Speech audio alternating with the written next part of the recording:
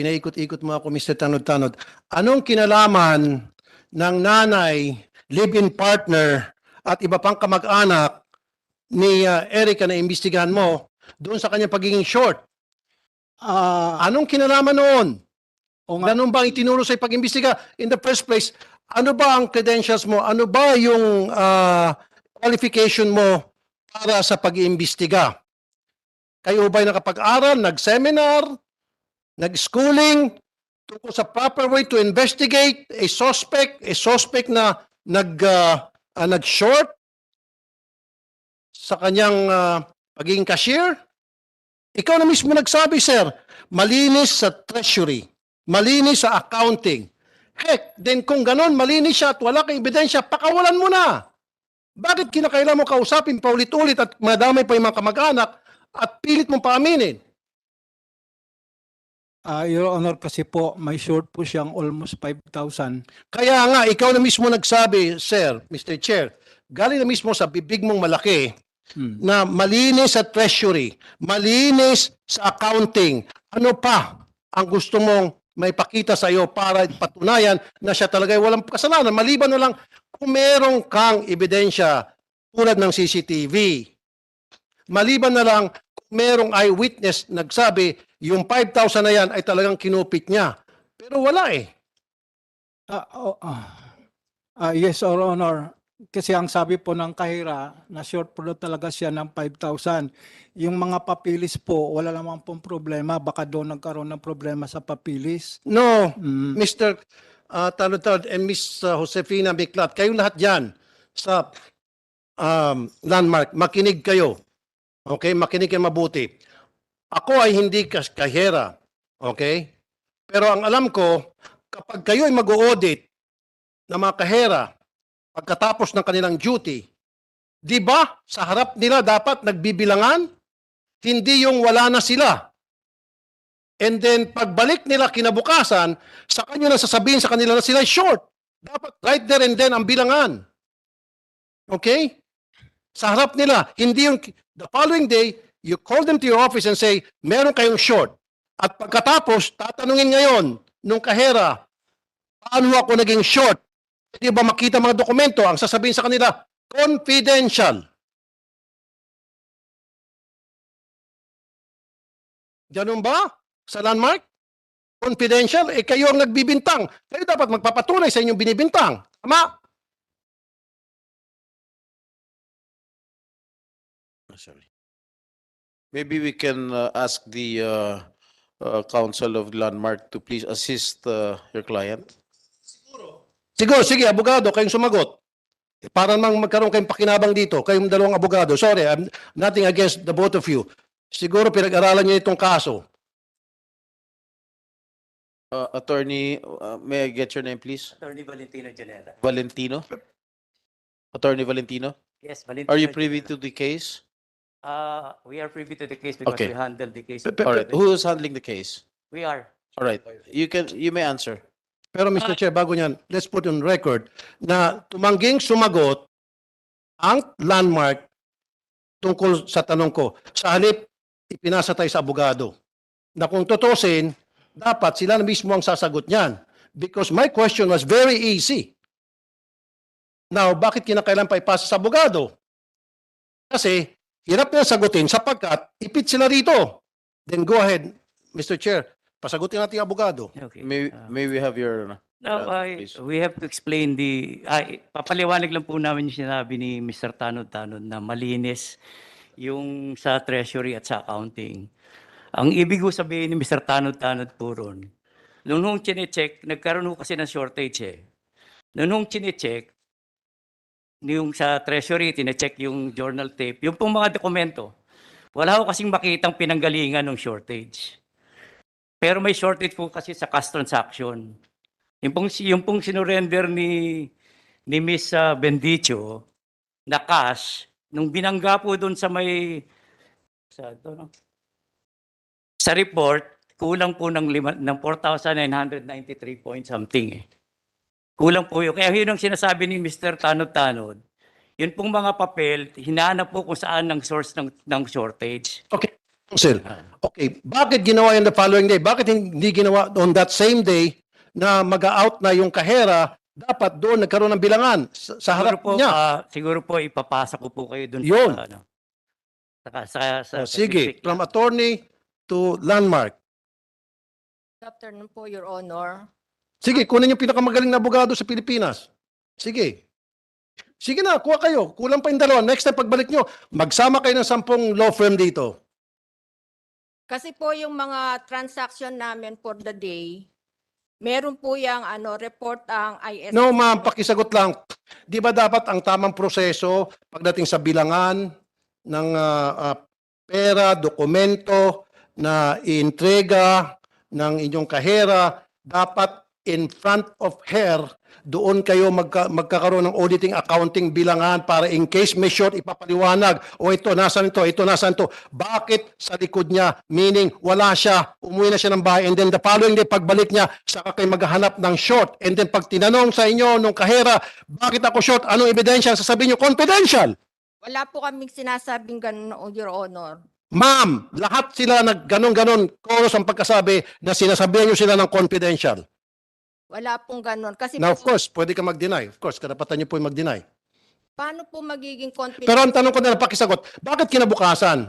Kasi wala na pong accounting, Your Honor. Kinabukasan na po ibabangga yung mga sales nila para dun sa mga dokumento binibigay ng Hindi po. ICS. Hindi po. Mga po sila, Your Honor. No, ma'am. I'm sorry, ma'am. I'm sorry. Kasi if ginawa mo sa akin yon, kunyari akong kahera mo, papalag ako, makipag-away ako sa inyo, I will raise hell.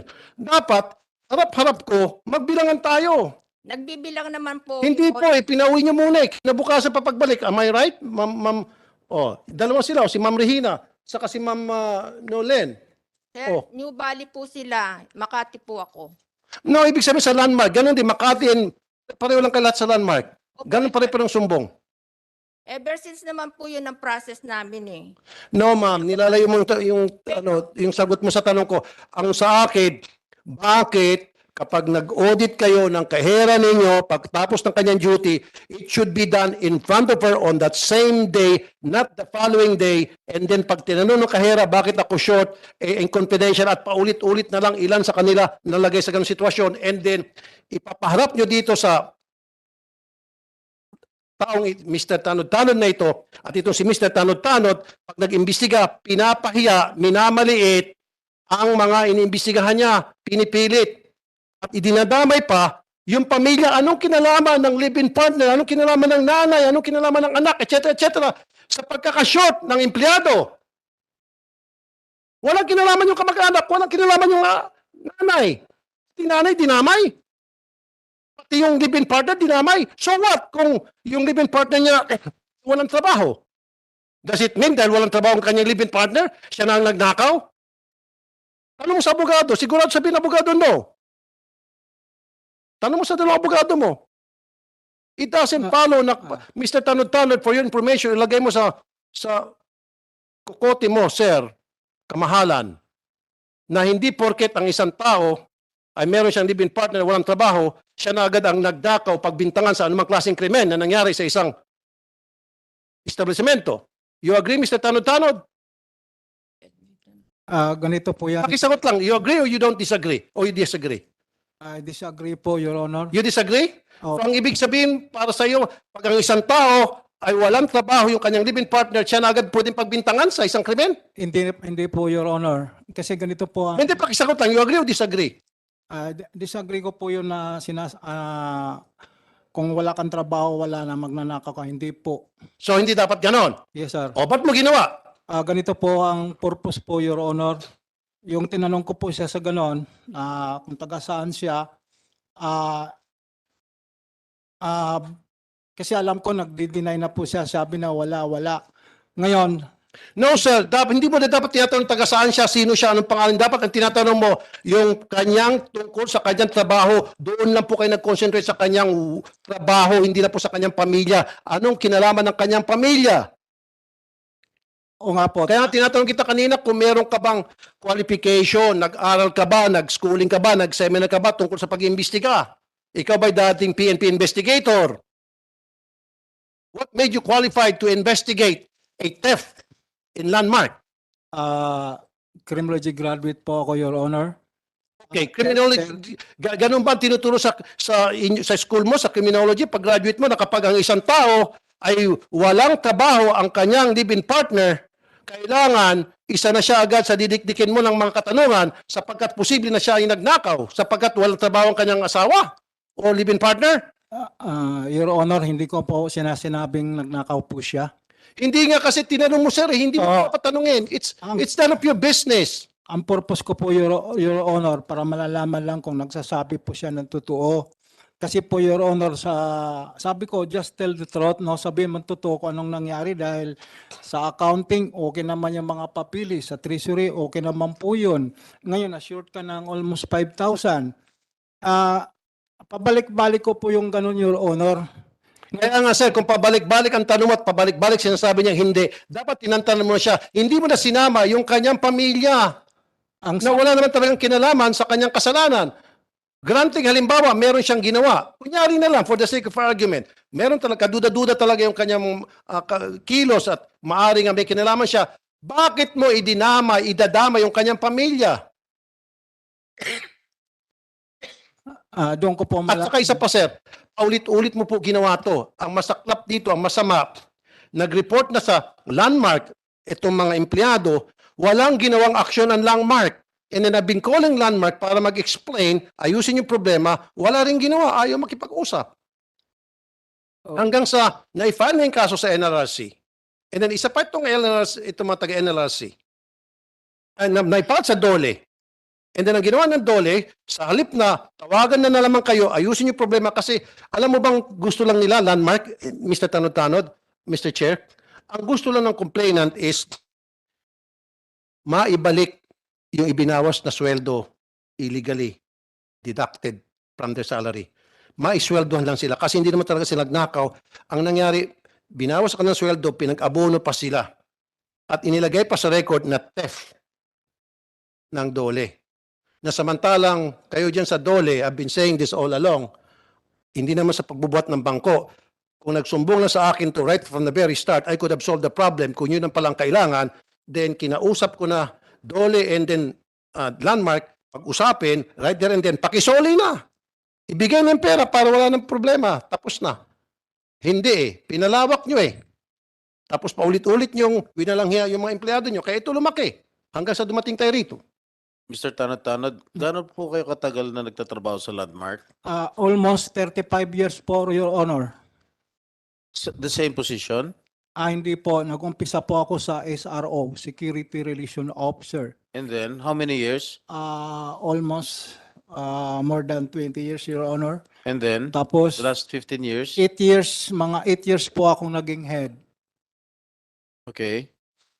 Yun nga po ang paliwanag ko po yun. Actually ho, hindi ko inaakusahan si Ericano. Okay, hindi, ang tanong ko, meron na ba ho kayong mga na-handle na o na-experience na similar cases as what we are investigating right now? Matagal na po, Your Honor, mga 1990s pa po yun. Similar case? Opo. Parehong kaso? Oho, pero na-resolve naman po yun. Na allegedly na pinagbintangan ninyo na short yung Hindi naman po, Your Honor, na ganon. Kasi ang nangyari po dito kay Erika, Your Honor, inamin naman po niya yung pangyayari, Your Honor. Hindi naman nga po siya umiyak. Maganda na po ang ano namin doon, pagkahiwalay. Tapos, Your Honor, kinabukasan po, dumating po yung tsuhin niyang enlisted personnel na Marines, naka-uniform po. Naghahanap po siya sa third floor. Kung sino yung yung supervisor po niya, tumawag po sa akin. Hinara ko po yung tsuhin niya. I invite him sa SICOM. Sa security office lang po tayo. Yun nga ang sabi ng tsuhin niya na Marines, naka-uniforme, bakit daw inakusahan yung pamangkin niya. Sabi ko, we are not accusing your pamangkin.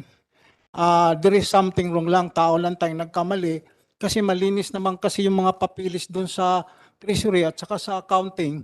Ang nangyari kasi, sabi ko, just tell the truth na kung Kasi ang landmark, mabait po ang landmark, hindi naman po naninira kami ng pangalan. Yun nga po, inamin niya.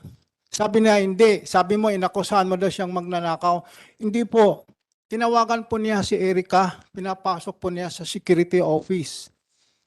Doon po, yung nakapasok na po sa security office si Erica, nagulat po ako dahil nung Erica na kahapon nakilala ko, very sad po siya. Ngayon, yung naharap ko siya, very smart na po yung babae. Sinasabi sa Sorry, akin, Mr. Chair. Kasi, bakit hindi siya maging smart na noong una, tahimik siya, takot? Mag-isa lang siya eh. This time, meron siyang kasama. Kaya hindi siya takot. At saka isa pa, Mr. Chair, sinabi mo, inamin. At sinabi mo, hindi inakusahan. Kung hindi inakusahan, bakit kinaltasan sa sweldo? At saka, umamin. Alam mo kung bakit? Mas even the hardened criminal sometimes, Mr. Chair, na on record to, na napapaamin, siguro, kahit na talagang tutusin, hindi dapat sila umamin, napapaamin dahil pagod na, stress na. In this case, ilagay kaya kita sa sitwasyon nila na bubombahin kita ng katakot-takot na psywar, katakot-takot na mga pananalita, pressure. May stress ka. And then para lang to get rid of you, to get rid of the person na paulit-ulit ng tanong, naipit na siya, iniipit siya kahit wala siyang kasalanan, mapapaamin.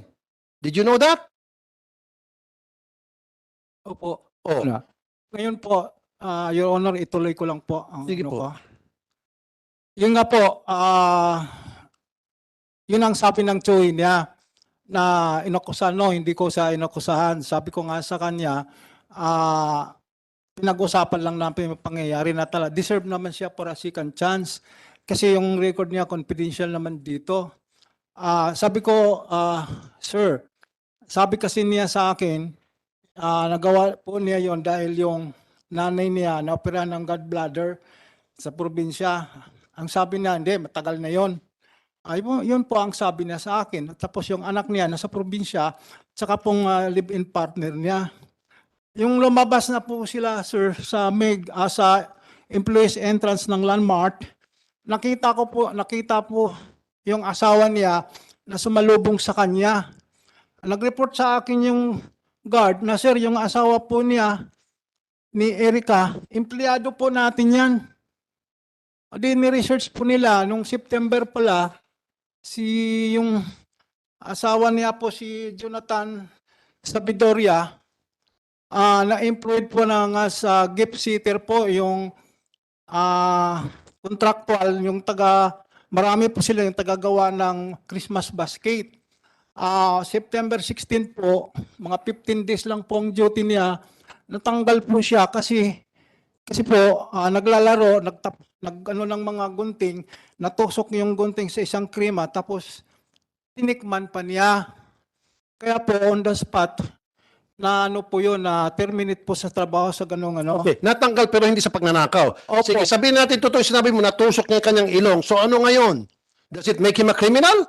Hindi naman, Just sir. because natanggal yung kanyang mister at dating empleyado ninyo na pinakailaman yung gunting at natusok yung ilong, does it make her accessory to a crime? Is it a crime to have a husband na natanggal dahil natusok yung ilong? Ang sa akin po, Your Honor, kasi po sinabi na sa akin na sa probinsya po yung asawa niya at saka anak. Ngayon yung lately nalaman ko lang po na naging empleyado po pala sa amin. So what? So what kung hindi sinabi na naging empleyado? So what? There are times na people will say things na nakakalimutan nila yung mga bagay na importante sa mga katanungan. Oo nga po, lately ko lang nalaman yun na hindi. But still, wala ka pa rin ebidensya na siya talaga yung nag-short. At saka isa pa, wala bang CCTV sa Landmark na nakatutok sa kaha para makita kung nagbubulsa na yung kahera? On that time, Your Honor, yung counter 8 po, wala pang CCTV. Pero ngayon, kumpleto na po. Kasi Kaya hindi nyo ba ikaw bilang security, dapat on a regular basis, chinecheck mo kung yung CCTV ay nag-work. So pag halimbawa, everyday dapat chinecheck mo, nung makita mo na hindi nag-work itong day na ito, agad-agad, nagpapunta ka ng technician para ayusin yung CCTV. Your Honor, wala po talagang CCTV na nakalagay. O di bakit hindi ka naglagay? Ano po, Yan, pera yan. pandemic po kasi, Your It Honor. doesn't matter kung pandemic. Ngayon. Ibig sabihin, pag pandemic, hindi na kayo pwede maglagay ng CCTV. Na-stop po, Your Honor, na-stop po yung... No, Pero it's sa your si- job as security. Dapat ikaw magbibigay ng advice. Di ba? Yun ang responsibilidad mo. You tell the landmark na, Sir, ma'am, pera itong pinag-uusapan natin kaha na vulnerable tayo sa pangungupit, possible na pangungupit na mga kahera natin. Therefore, maglagay po tayo ng CCTV for our own sake and for their own sake. That's your job. Yes, Your Honor. O, ba't di mo nirekomenda? Nirekomenda ko po, Your Honor. Ang nangyari po kasi... So, nirekomenda mo na maglagay ng CCTV. Yes, Anong naging reaksyon ng landmark? na-stop po, Your Honor, because of the pandemic dahil nasara po yung department store.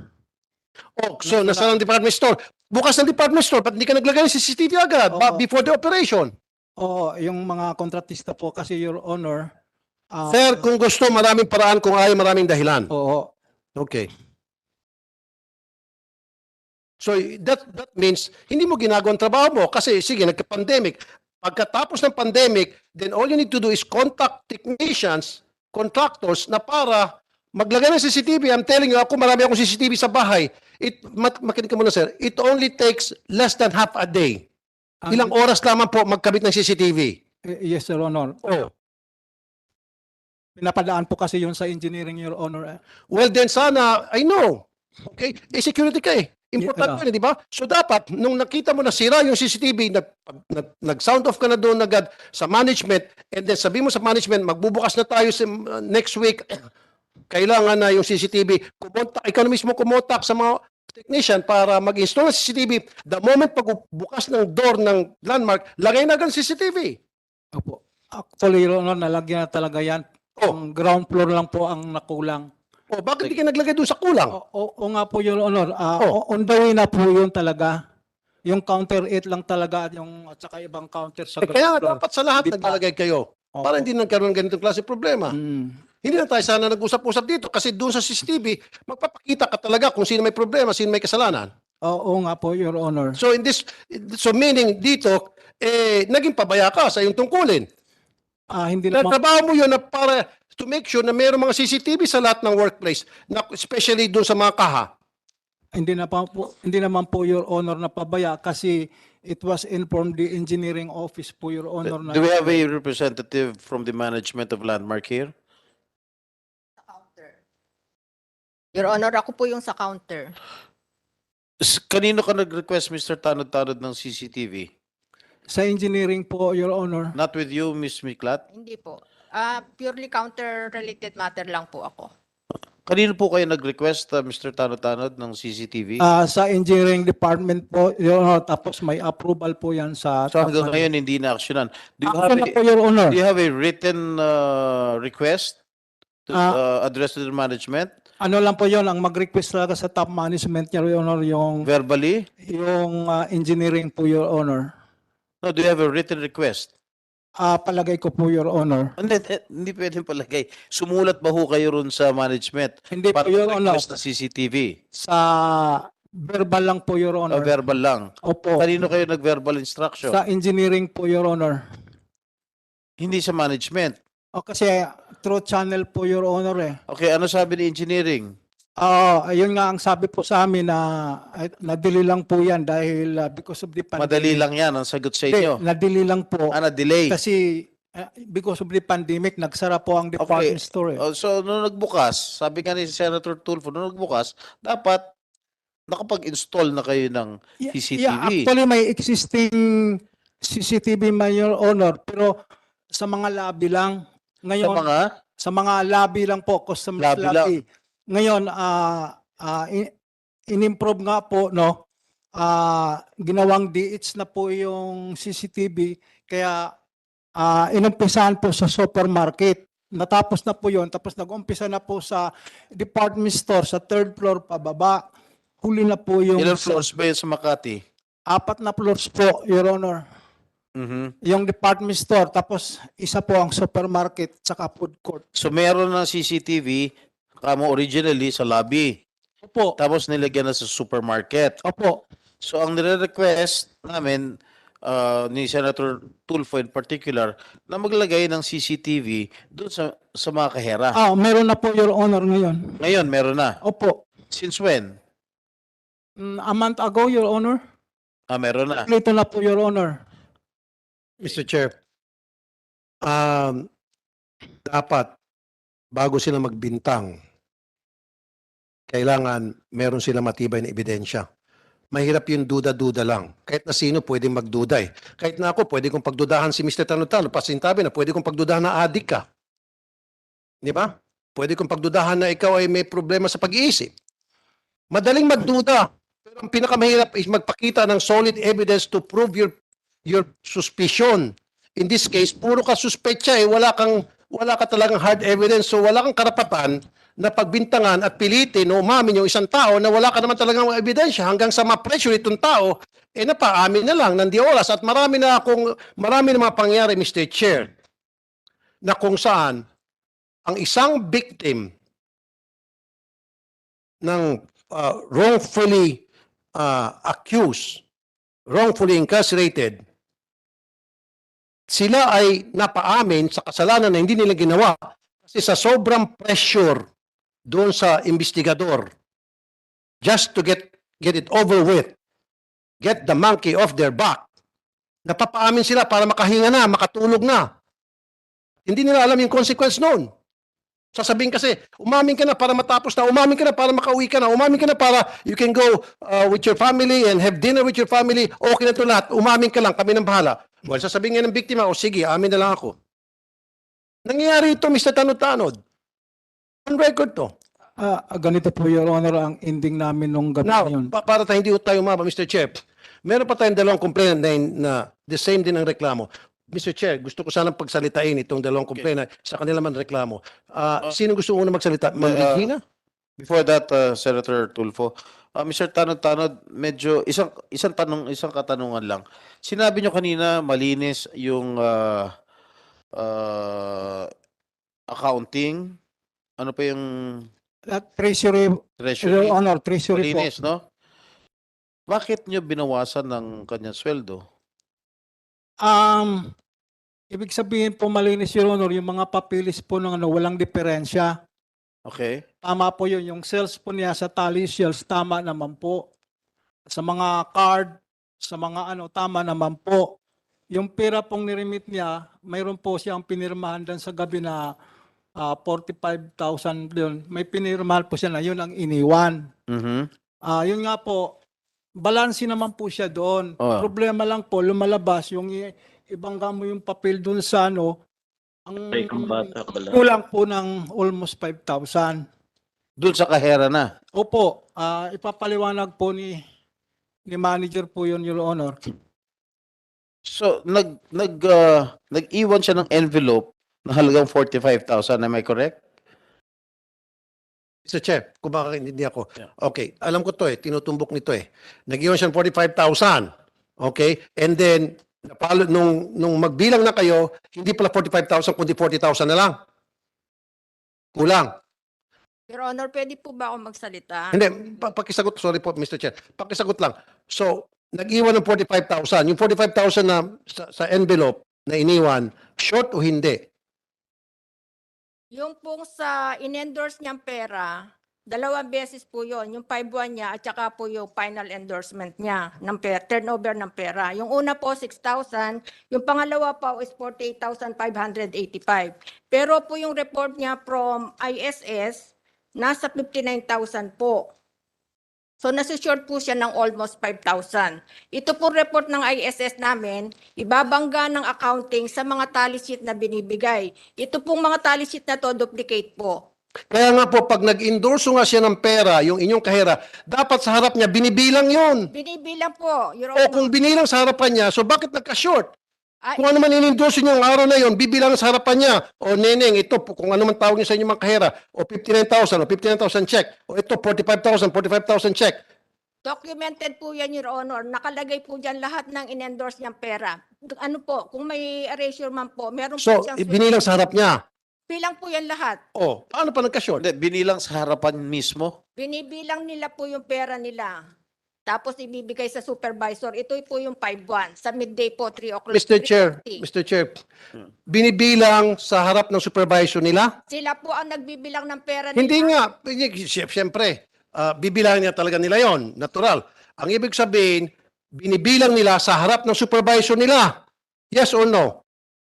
Yes po, yung pong sa 5-1 lang yon. Pero po yung final turnover, ang pagbilang po noon sa Treasury Department na po, may kaharap, bibilangin niya po yon and then ipire-recount po ng recounter ng Treasury Na nandun sa harap yung cashier. Department po ang may hawak ng pera nila. Okay? Wala pong hinahawakan yung supervisor. Okay, pagdating sa final, sa pagbibilang, nandun pa rin ba yung kahera? Nandun po siya. Siya po ang magte-turnover sa At Treasury. nandun pa rin ba yung pinagtuturnoveran niya? Nandun po sa Treasury. Kaya nga, nandun sa harap na binibilang niya, Opo, final? Opo. At Oh. saka po may mga documents yan. Dalawang O kaya nga, so kung ganun pala, so okay tayo doon. Opo. Fine. So binilang siya sa supervisor, harap ng supervisor, nagbilangan sila, accounted for lahat ng pera, right? Opo. And then sa pangalawa, sa final, nagbilang siya sa harap nitong, kung sino man itong final na pagbibilangan, na check din. Tama, right? Yung pera pong in-endorse na binibilang lang nila. Kaya nga, yung pera in-endorse. O, kung ganun pala, lahat ng in-endorse na pera, dalawang dinaanan na puro check, ay bakit nagka-short? Ino-audit po yung journal tape. Ito pong audit tape na to, nandito po yung total na nire-report ng ISS namin. So yung total ano po niya, sales niya, nasa 59,000. Ang in-endorse po niyang, turnover po niyang pera, kulang ng 5,000 against po sa report na documented dito at saka ng ISS. Kaya nga po, sana chinek yung pera, then chinek din yung tape sa harap niya. Hindi po machi-check, or Your Honor. Gabi na po, kinabukasan na po. Ay hindi. Dapat on that same day kasi pinag-usapan natin pera. Hindi naman pwedeng sa likod nila magagawa kayo ng auditing and sabihin kinabukasan na kulang ka, short ka. Hindi pwede. And then pag tinatanong ng empleyado, paano ako naging short, confidential. Yan ang sinasabi nilang lahat.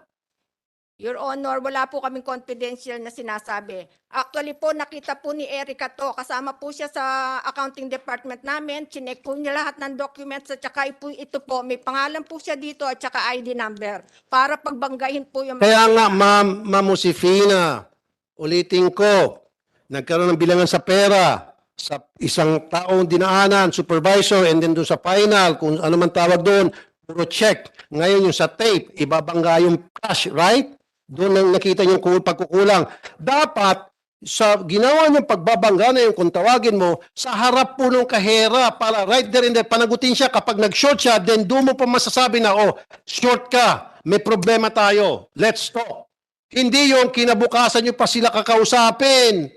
Sir, Sinasabi mo gabi na, no, kahit nabuti ka na madaling araw, dapat right there and then, nagkakaroon ng accounting in front of the kahera. Sir, ever since po naman 1988 pa, yun na po ang procedure ng counter department. That was the long time ago. Ibahin niyo po yung panahon na ngayon sa panahon noon.